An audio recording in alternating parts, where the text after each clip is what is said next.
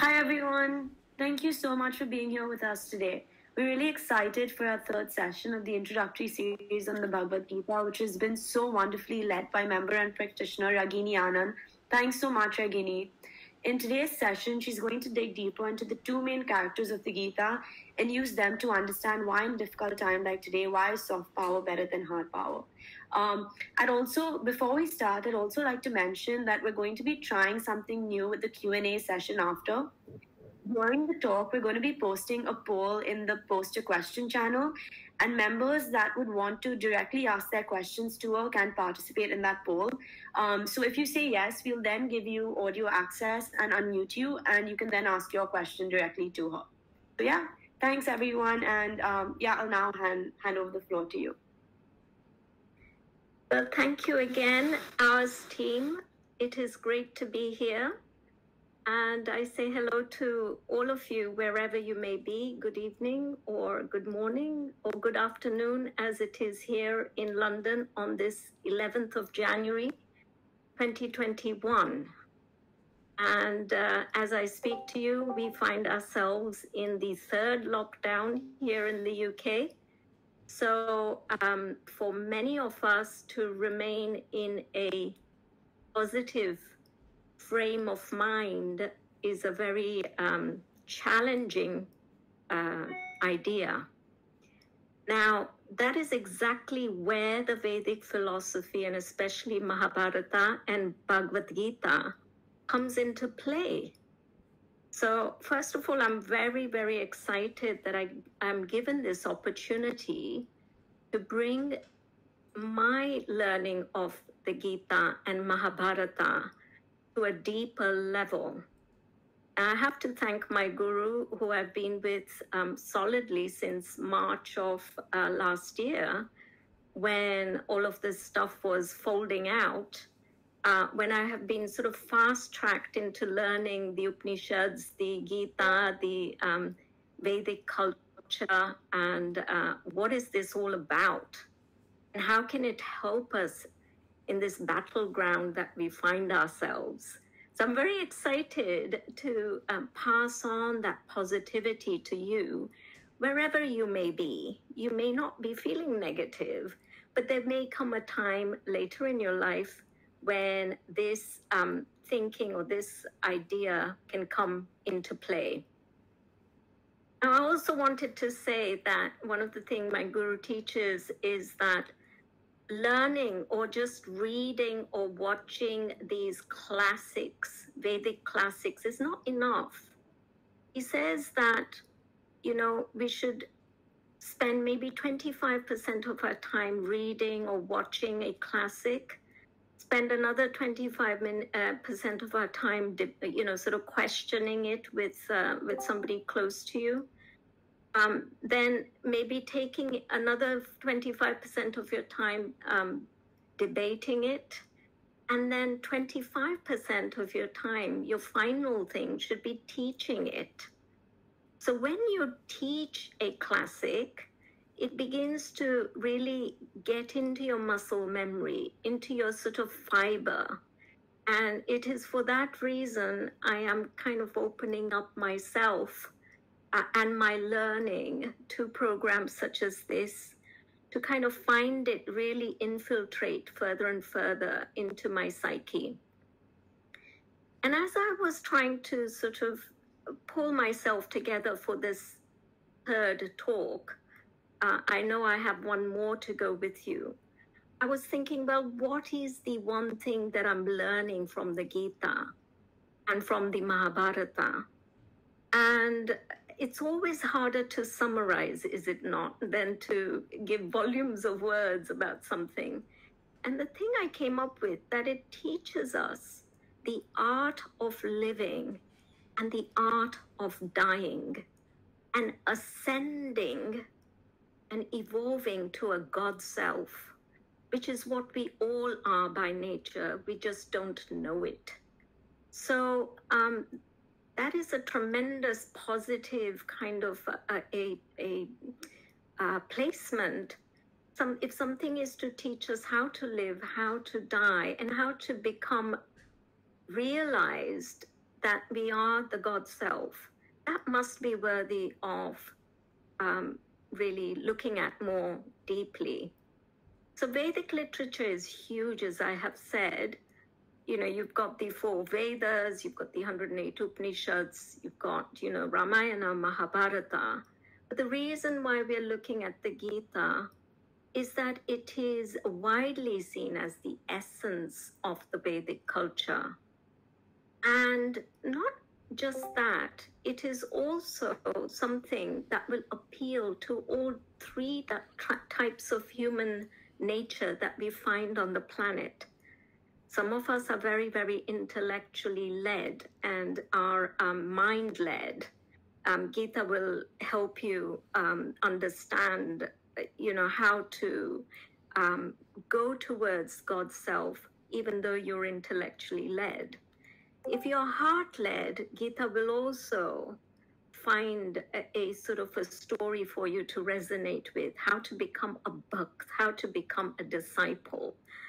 And if you are a being-led human being and you want experience, Gita will give you that experience.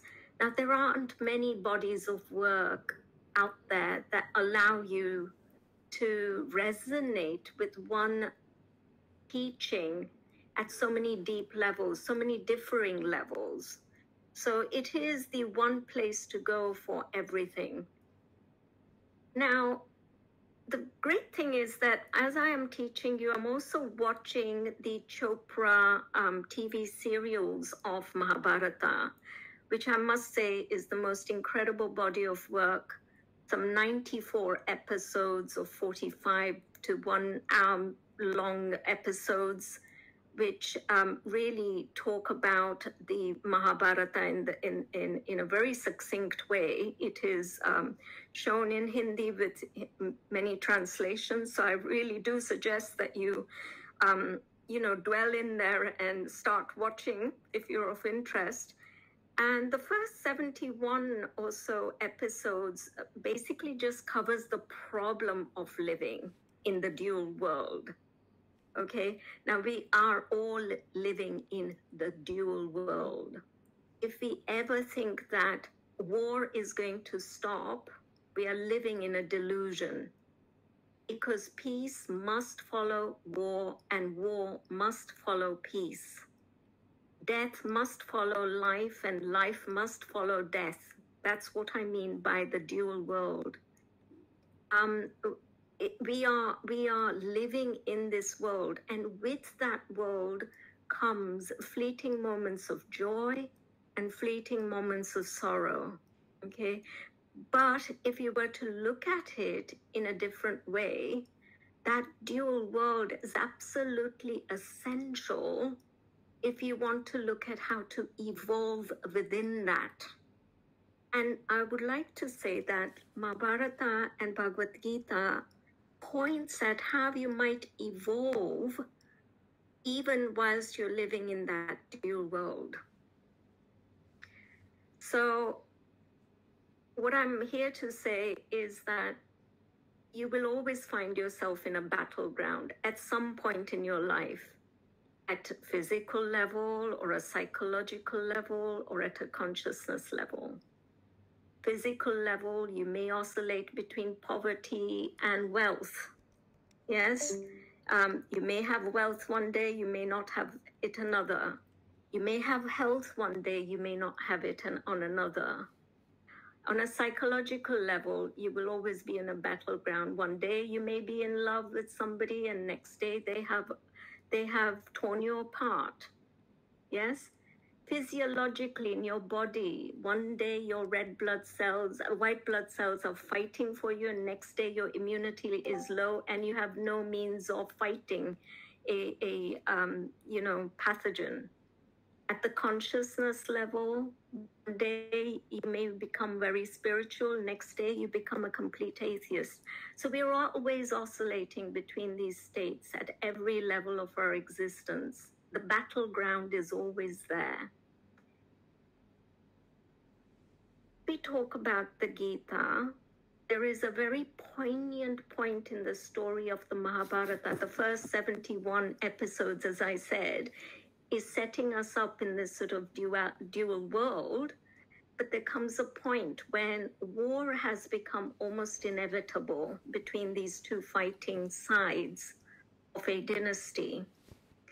One is deciding on a just war, a war that is fought for justice, and another side is fighting for an unjust war, fighting for the wrong things, if you like. But there is a poignant point when both those characters that we're going to talk about, on the bad side is Duryodhana, and on the good side is Arjuna. Now, both of them are having to go to Krishna, what we are calling consciousness in this model, or the conscious being, the most conscious being, the avatar of that time, because both the bad and the good always has to rely on consciousness for their realities. So there is one such moment when Krishna is asleep in the story, and Duryodhana gets to Krishna first, just before the war, to ask for how Krishna might participate in the war.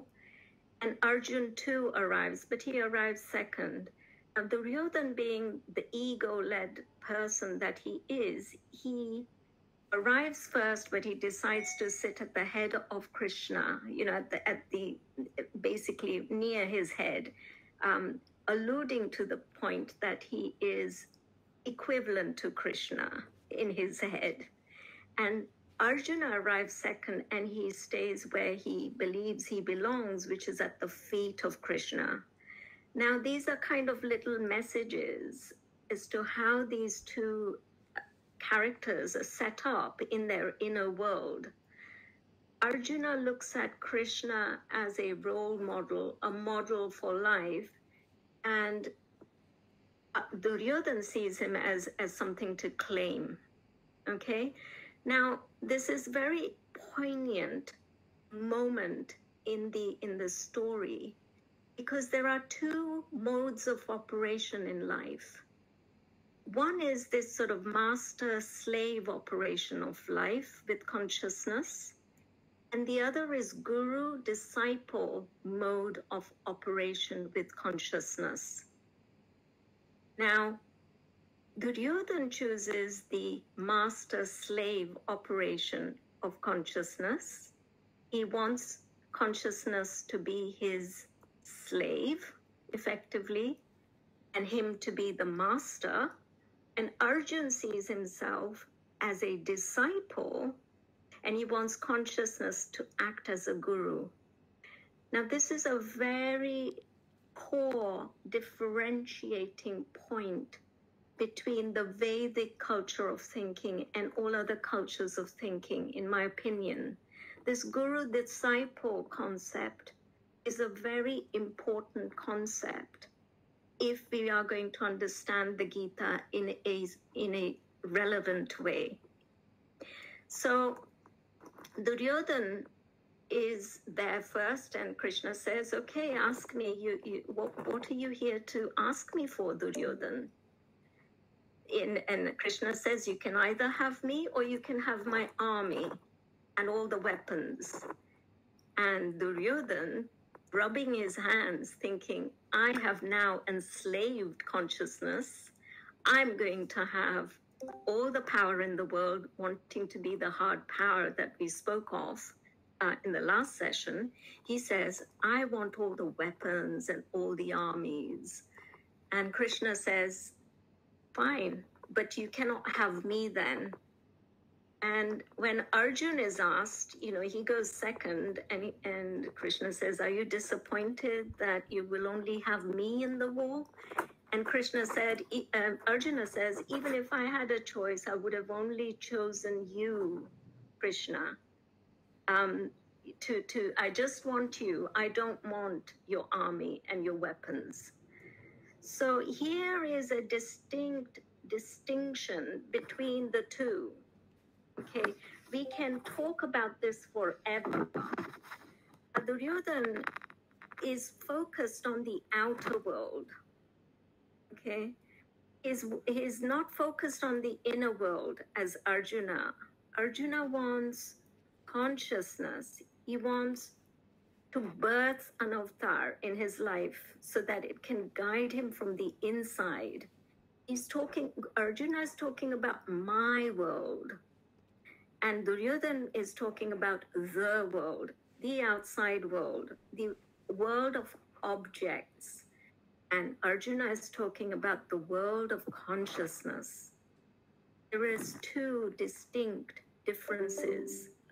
Very, very poignant moment.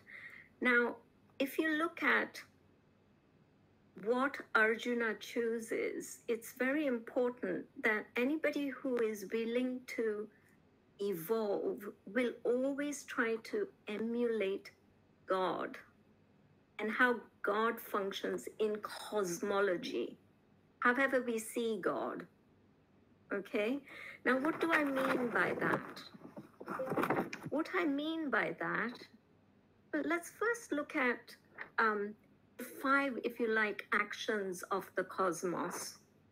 The cosmos creates, does it not? It creates things. It gives birth to things. It's given birth to you. It's given birth to the trees, the birds, the plants.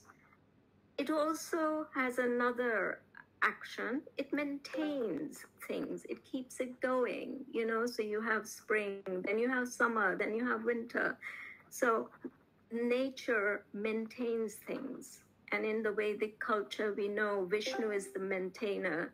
Creation happens by Brahma.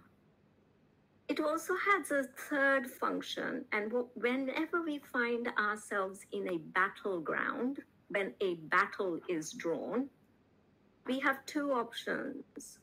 You can get into delusion, more delusion. And how do you get into delusion? By being centered on hatred, lust, anger. All of those negative tendencies will take you more into delusion. And when the battleground is drawn, you can also draw a line which gets you out of delusion. You give up your lust, you give up your anger, you give up your greed.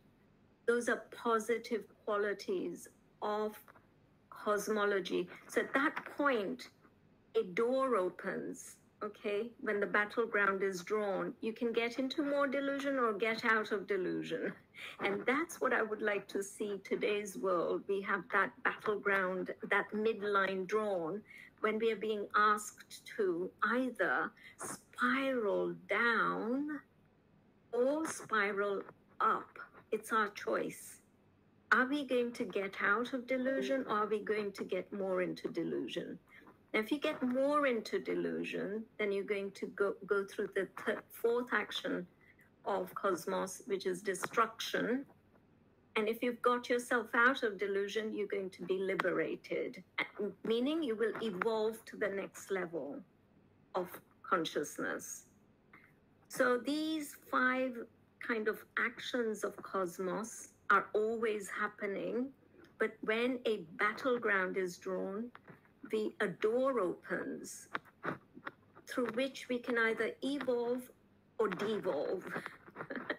And how beautifully explained as it is in this beautiful story of Krishna and Arjuna and Duryodhana, that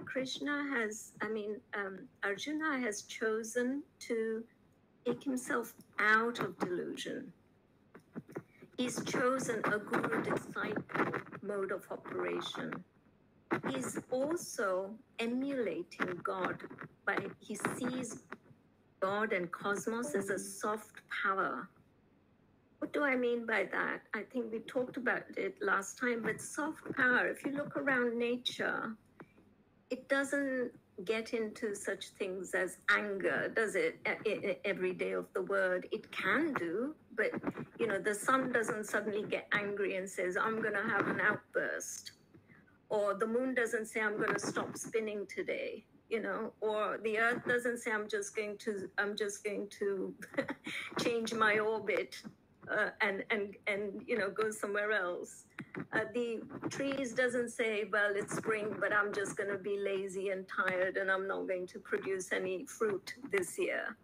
So Arjuna has chosen to emulate the cosmos, the dharma, the dharmic nature that he sees himself with through consciousness and emulating consciousness, which he sees as Guru, as Krishna.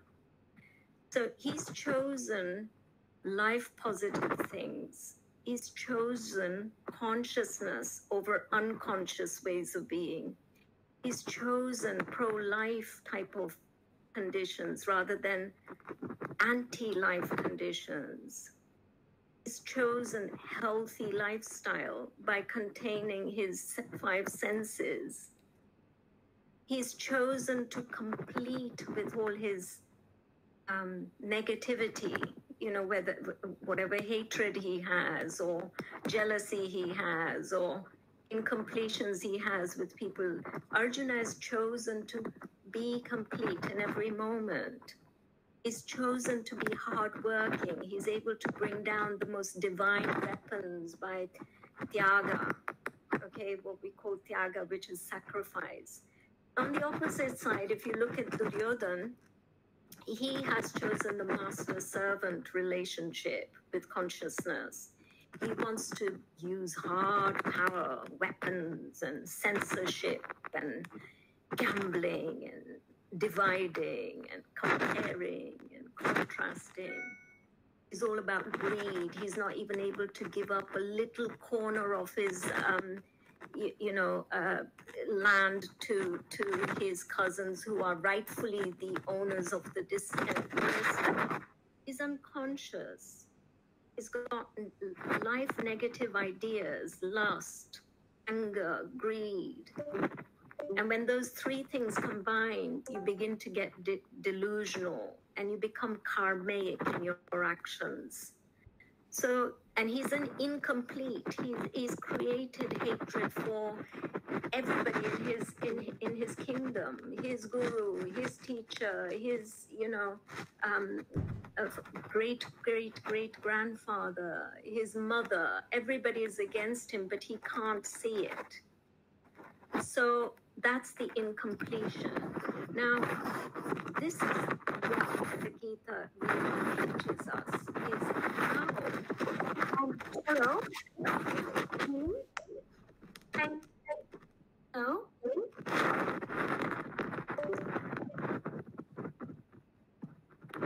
I don't know who that was. I'm so sorry to cut you off, but I think we can hear some sort of wind around. So, oh, I'm so sorry. It might be the papers on my... I'll try not to do that. No problem at all, because we couldn't hear you clearly, so I just wanted to mention that. Yeah. Am I clear now? Yes. Sorry for sort of cutting you off there, but yeah. Oh, not at all. Okay, so I think I've kind of set the scene as to the choices were made, okay, in this dual world by Arjuna and by Duryodhana. And war was inevitable, and everybody made their choices.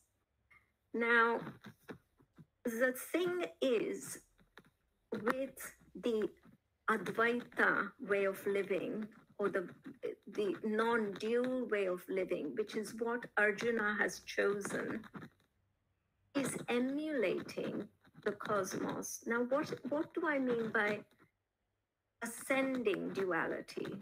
If you're going to ascend duality, getting out of these cycles of good, bad, right, wrong, black, white, and emulating the cosmos, what does cosmos teach us? It teaches us that it has 3 main qualities. The cosmos has 3 main qualities. It actually only, one can say, has 3 qualities, because otherwise it is the absolute. It's unmovable, unchangeable. It doesn't really have qualities except for these 3. Okay? And those 3 qualities the Vedic culture teaches us is that those qualities of truth, love and bliss, what we call Satchidananda. Okay, so these three qualities are uncontestable qualities of the cosmos. They don't have the opposite as we do in our dual world. So in our dual world, love can soon turn to hate. It's not that love that we're talking about. It's a quality of love that never changes. It's always love. And if we are ever looking at what has been given to us, you know, in a very sort of romantic way, isn't it just beautiful? There's just pure love that spring comes and all the flowers come and all the birds come. All the things that we need are already here. The water, the air, the earth, we can grow things. Everything is here in abundance. One grain of rice can go on to create more millions of grains of rice to continue feeding the entire world if we so chose. So that type of love, irrespective of what we do as human beings, whether we fight and curse and have tantrums, that love is always present. That love has no opposite. Now, the truth quality of the cosmos is also like that. It is non-dual. It's always true. 1 + 1 is always 2. That is the truth. It's always true. Okay, it's always true that the sun will go around, the earth will go around the sun in 365 days. It's always true. That truth, that is not contestable. And the cosmos has this thing called bliss. It's always in bliss. It's different to joy and sorrow of our dual world. It doesn't oscillate. It's always there. Now, if we are going to break out of our non-dual, this binary logic world, go to the cosmic logic non-dual world, we're being asked to break out from these dualities and go to a cosmic way of living. And that's what Arjuna is being taught on the battlefield to do.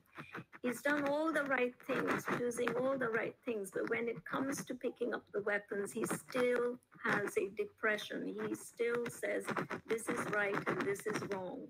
And Krishna is edging him and saying, go to your blissful state, your most excellence-based state, and evolve yourself to the next level. Now, I want to just spend the next few minutes, 10 minutes, talking about what this non-dual world and dual world, how it's set up. So let's first talk about the binary world of Duryodhana. Okay, the dual world of Duryodhana. It's all materially focused, isn't it? It's about my objects, my war, my weapon, my land, my family, my dynasty. Yes, material.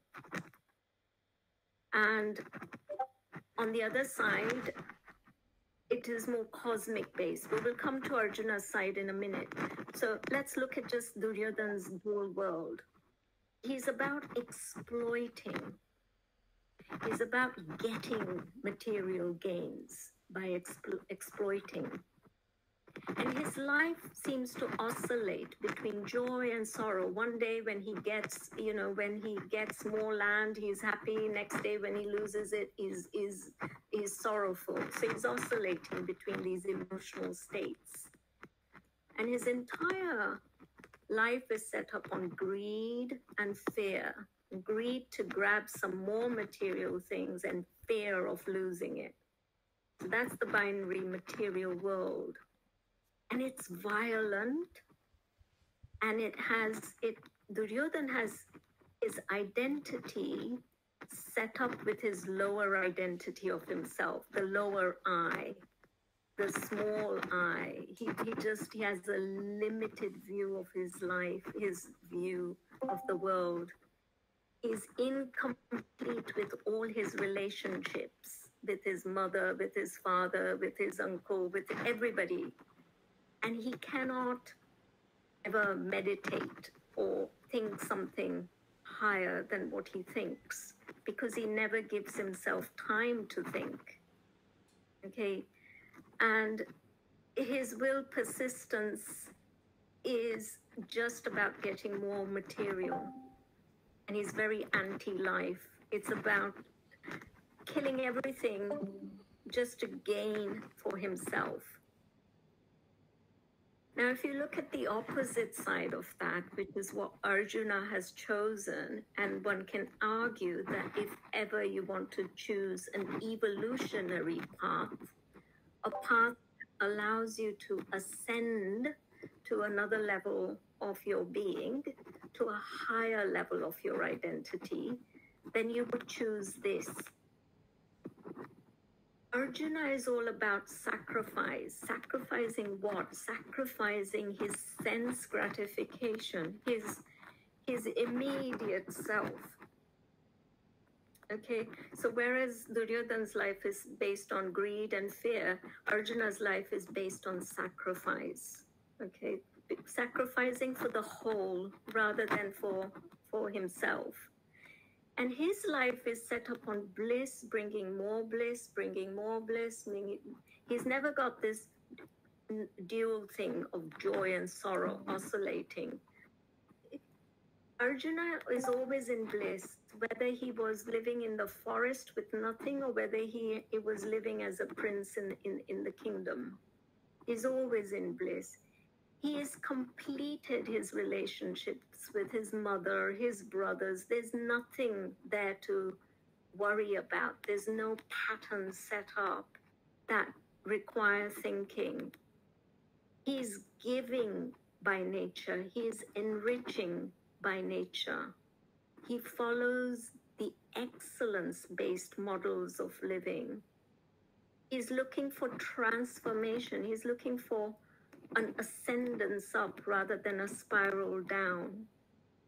And he's non-violent as a result. And he's identified with a higher identity of himself, i.e. Krishna identity in him. So he's aligned with the cosmic truths. Now, we can very clearly see by these two characters which side is going to win and which side is going to lose.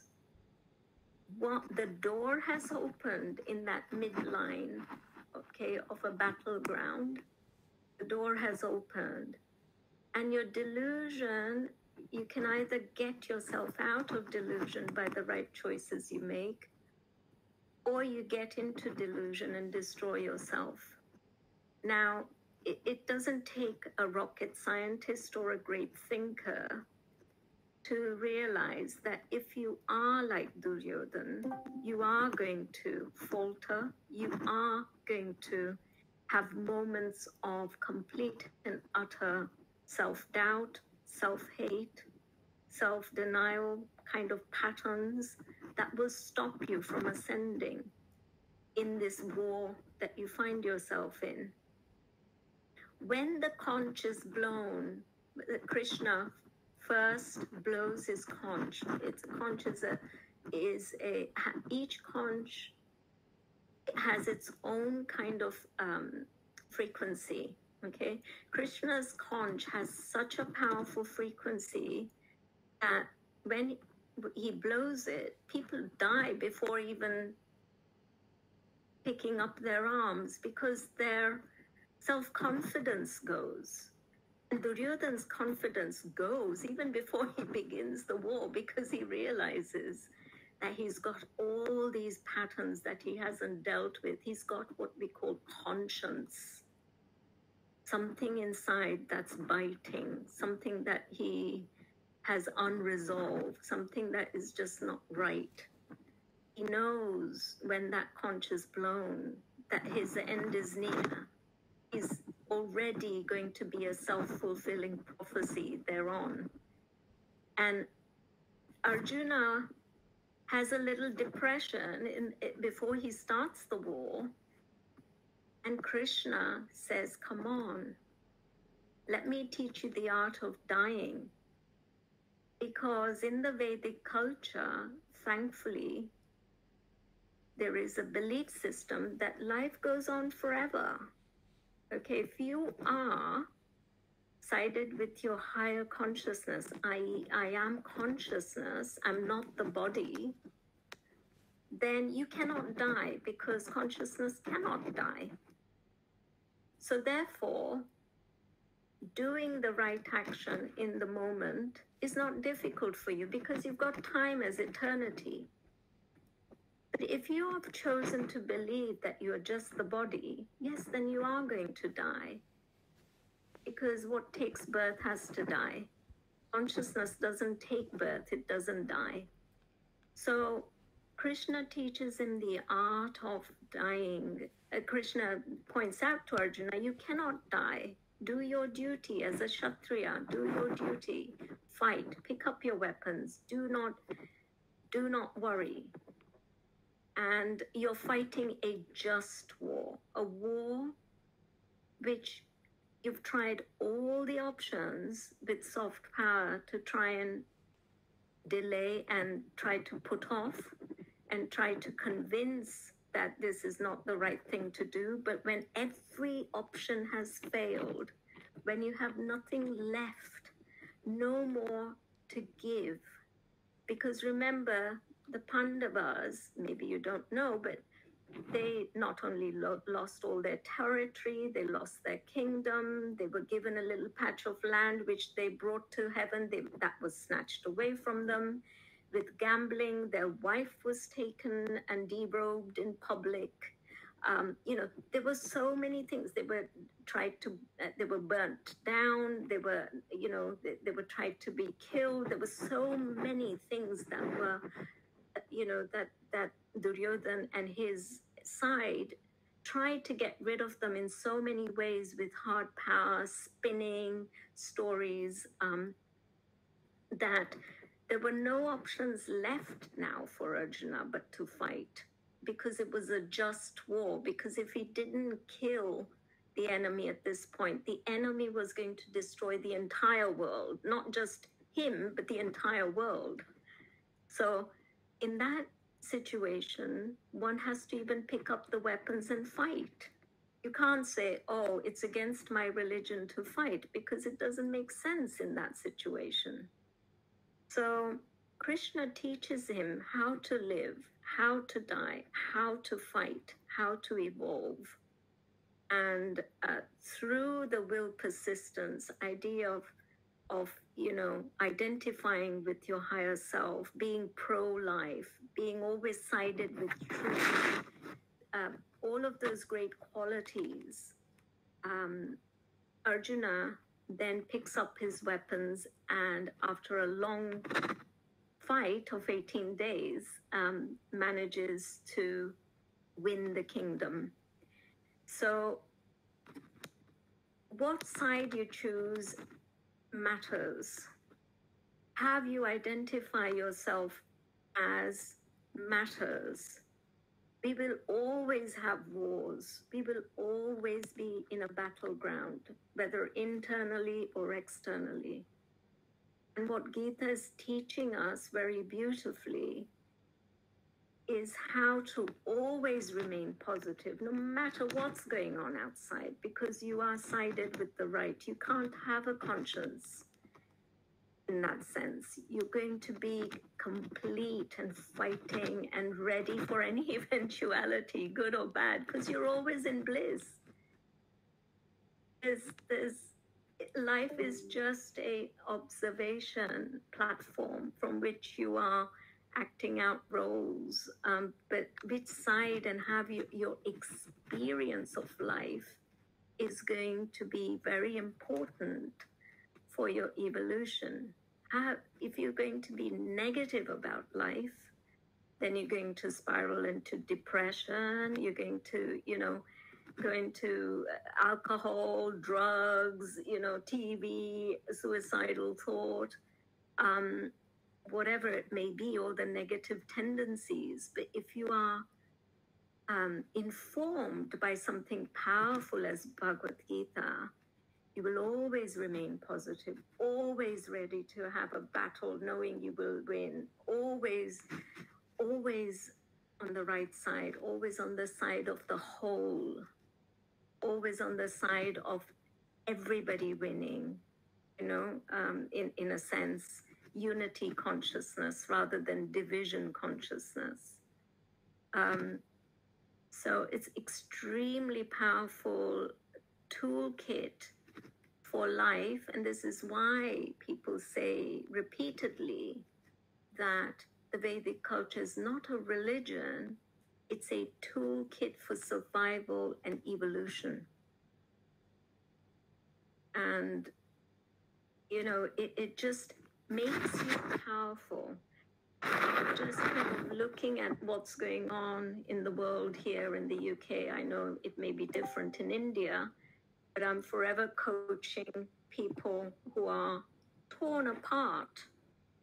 They're really torn apart, seeing what's going on in lockdown, economic downturn, all these things, people losing jobs, not enough, it's everybody's muzzled, people can't see their family, kids are not going to school, they're in Zoom rooms, universities are shut. There's so many difficult situations that require that positivity, that powerful inner world to help them navigate through this jungle of, war, basically, that they find themselves in the outer world. And there's no better time than now to be watching Mahabharata and the Gita and drawing that power from it and having those tools in your toolkit to ascend duality, to go towards non-dual, remain there, and from there, from bliss, act out whatever you need to act out, whatever thing life throws at you, and remain positive and resilient as a result, and have your smile firmly placed on your face, and as if you mean it, and be authentic and integrated and responsible for everything you do, which is my guru's main teaching. And I can't thank him enough, and I bow down to all my gurus and Krishna himself for giving me and this world these wonderful pro-life teachings that are always fresh in every time frame, in every yuga that we find ourselves, that we can ascend and walk out through that door that's opened towards liberation rather than destruction. So with that, I will now take any questions that you may have. I've thoroughly enjoyed preparing this talk and having this opportunity to speak to you. And I hope I can answer your questions. And if I can't, I will certainly go away and give you an answer next time, which will be my last time with this in this series of talks. Thank you so much for that. That was absolutely beautiful. I think before we do open the floor, there was one question that was asked last time that you meant to address this time. And I'm just going to repeat it out for everyone else here, because I believe the member who asked it last time is here as well. Sure. So we did say, how does the elusive concept of consciousness relate to that of Numenid? Yes, now I did consult that. When I looked at it, I thought how silly I wasn't able to answer it there and then, because words are ambiguous, and especially when a new word like Numenid's thrown at you, you kind of freeze. And then you look at it more closely and you think, well, it's just ambiguous. The word is ambiguous in the sense that it's talking about how can the subject look at subject itself, You cannot objectify subject. But Vedanta never, or Vedic culture never says or claims that it can ever grasp consciousness to the fullest. It goes very close to having the experience of consciousness. It knows that by looking at it closely and negating everything, I'm not the body, I'm not the prana, I'm not this, I'm not this, I'm not that. Going all the way doing that inquiry, it knows that there is such a thing as consciousness that we refer to as I, and that is the real I. Now, to that extent, yes, we are very, very, without doubt, unapologetically able to understand consciousness. Nobody can deny it. So whereas for the material world, it may be true that with the material, with the subject, you cannot make the subject a material, but at a higher level, one has an experience of the subject by negation, by inquiry, by actual direct experience. I hope that answers that one. That's the best I could do. And I'm sure there are sub-thoughts and deeper kind of discussions which an academic, somebody in academia might be able to answer. But that's what I have to say about that. Thank you. I think today we wanted to try a new format where we posted a poll if anyone wanted to sort of ask you their question directly. So I think someone did, our member Param Shivahom, and I've sort of given you access, so you can sort of ask your question now. Yeah. Thank you so much. Very nice discourse and all. I have just one question that Pandavas could have retired from the game of Shakuni too. They were playing, they were losing, and they could have left the game. If Pandavas were on the right side, then how someone on the right side can bet their wife as an object in a game of chances by Shakuni? Even many ones in delusional world won't do that. Okay, so that's a good question. I like your name, by the way. And thank you. And that's a very good question, and a question open for many, many debates and has been debated, I'm sure. But how I see it is that Dharmaraja Yudhishthir doesn't go against any code of ethic, okay?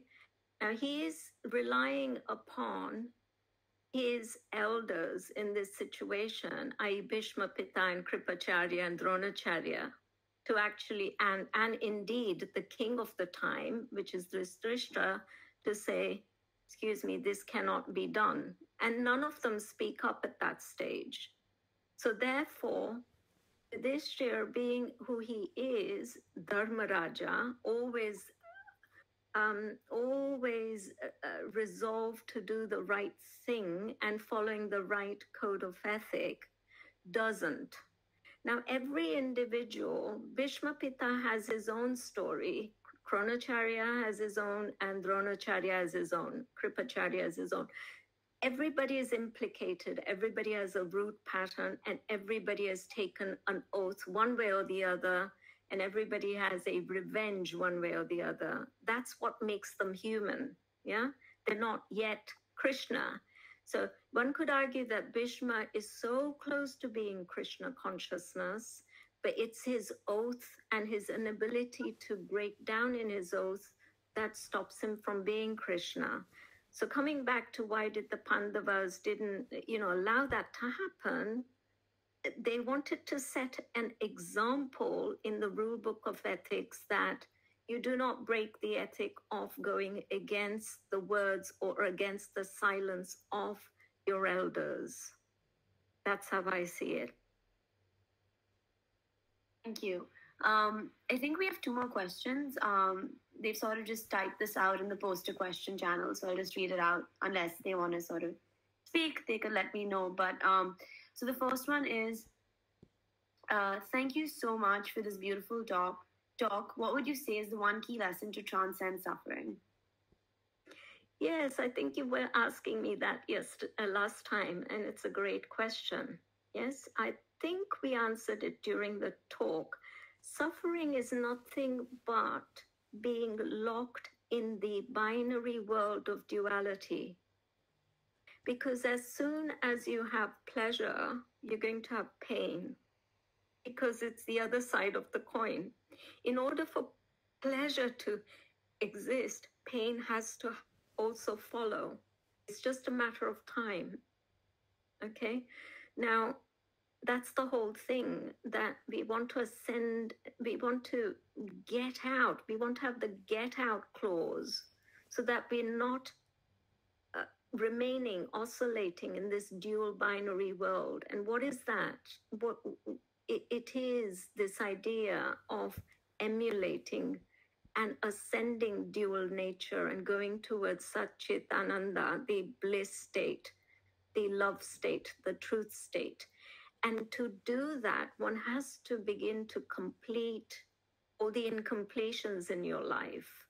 There is a whole kind of formula to do that. You can do it through meditation. You can do it through, working with your incompletions. There's a lot of work that an individual needs to do to break out of the patterns of karma and move into the patterns of dharma. And that is the whole body of inner work, to go from the oscillating joy and sorrow state to a constant bliss to bliss state, always being in bliss. And what takes you there is completing your root patterns, doing meditation, doing yoga, doing, work on your inner self, which is the entire body of work of Vedic philosophy. And maybe reading the Upanishads, maybe reading the messages of the Gita and following them and practicing them. There's no quick bullet, a quick pill that we can give anybody to stop suffering. It is a work of transcendence. It's a inner work journey that takes you out of that suffering state. Thank you. Someone else asked, and I believe this is the last one, what's the best way to describe the senses of human? Not quite sure. That's the senses of human. Okay, so we have 5 senses. We could say we have 6 senses, but to all intents and purposes, we are familiar with the 5 senses. And basically the sense of smell, the sense of sight, sense of touch, sense of hearing, and sense of feeling. Now, these senses guide our dual world perpetually, So with our eyes, we see things that we like or dislike. With our tastes for food, we like or dislike. We're always caught in this duality world through our senses. And our senses are often, in the progressive lifestyle we live, are hijacked by powers to be who want to play on our senses and make us greed-led. So, we become very greedy with our senses. We want to look a particular way. We want to be seen to be eating in certain restaurants or traveling here or traveling there. The senses can entrap us more in the dual world and keep us there for a lot longer than we need to, and when you release yourself from the senses and begin to unravel yourself from the senses and only use them for survival, then you begin to walk into that Advaita state of, trying to ascend to the non-dual world. The senses have to be in control. In Arjuna's world, they were all in control, and he was guided by Krishna. Krishna, the quiet voice inside you, is always saying to you, don't eat too much, or don't drink too much, or don't do this, but we're not listening to it. But Arjuna was totally in tune with listening to that quiet voice. So that's what I think the senses are. Thank you. Thank you for that. And we have one last question by Olive, and she says, what would you say I do about lethargy? I often feel a lack of enthusiasm and energy. Or, yeah, the member, Olive, yeah. Right. So lethargy, you know, laziness, tiredness, boredom, these are all signs that we are becoming life negative. Okay. So you need some inspiration in you, something that will entice you to a discipline, to make you life active. We've been fed so many bad thoughts, actually. We need to uncondition ourselves. Now, what I find living here in West London, you know, everything is about convenience, you know, everything's made us lazy. You know, if you want a meal, you just open a pack of something, put it in the microwave. What I would suggest is you start to become life active, start doing things for yourself, even if it's just cooking food. Okay? Remove this idea of convenience is great. You know, these poor thing, or you know, having freedom is great. It can actually be a bad thing for you to have too much freedom or too much convenience. We've got to kind of exercise those thoughts first, you know. I'm very fortunate that I live here in London. I don't have helpers like a lot of people do in India. You know, I have to do everything myself, but thank God I can do it. You know, I cook my own food. I've cooked from fresh. I make my breakfast, lunch, and dinner, and I want to be life active. I'm growing a garden now, you know, growing my vegetables. I want to learn. Have hobbies that make you learn and make you life active and stop you from this kind of vegetative state. Laziness, tiredness, and boredom is nothing but a sort of a slow suicide. We've taken the wrong cognitions on board that, you know, convenience is something to be very proud of. Look, we are so progressive. We can just go to the supermarket and buy something, you know, ready-made and stick it in the oven. There's nothing glorious about that. We have to reclaim some of our birthrights, you know, of being life active. We've given our power away. We need to reclaim some of that power. Thank you. Yeah, so I think this is it. Thank you so much, Ragini, for your third session. It was absolutely wonderful. And thank you, everyone, for being here today. I hope you guys have a lovely day, night, afternoon, wherever you are. So thank you so much, and bye-bye. Thank you for the opportunity. Thank you. See you next time.